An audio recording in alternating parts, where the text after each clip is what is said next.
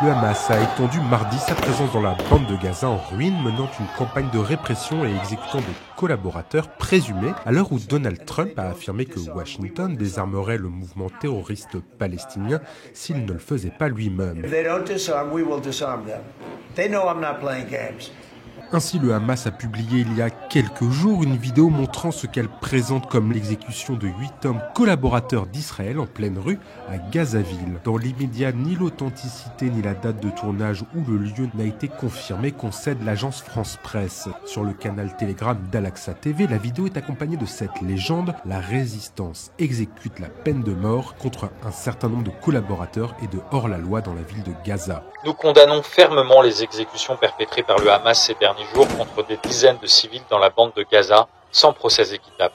Ce sont des crimes odieux et inacceptables, quel que soit le prétexte. Ce n'est néanmoins pas la première fois que de telles exécutions ont lieu à Gaza. Mi-septembre, déjà, une vidéo du même type avait circulé, montrant ainsi l'exécution de 3 hommes, également suspectés d'avoir collaboré avec Israël. La scène s'était déroulée en pleine rue, à proximité de l'hôpital Al-Shifa. L'agence palestinienne Quds, affiliée au Hamas, rapportait le 17 septembre, citant un site de sécurité palestinien, que des factions de la résistance prévoyaient d'exécuter plusieurs collaborateurs de l'occupation dans les prochains jours, affirmant que l'objectif de ces opérations était de paralyser les capacités de l'ennemi sur le terrain et de préciser que plusieurs exécutions avaient été menées depuis août sur des personnes susceptibles d'avoir collaboré avec Israël. Depuis l'entrée en vigueur du cessez-le-feu, vendredi, des journalistes de l'AFP ont vu les forces de sécurité du mouvement islamiste palestinien déployées dans plusieurs villes de la bande de Gaza. Le plan Trump prévoit notamment le retrait progressif, déjà amorcé de l'armée israélienne, qui garde le contrôle de 53% du territoire palestinien, ainsi qu'une amnistie pour les membres du Hamas qui s'engagent à respecter une coexistence pacifique et qui rentreront les armes pour les autres. Le plan prévoit l'exil.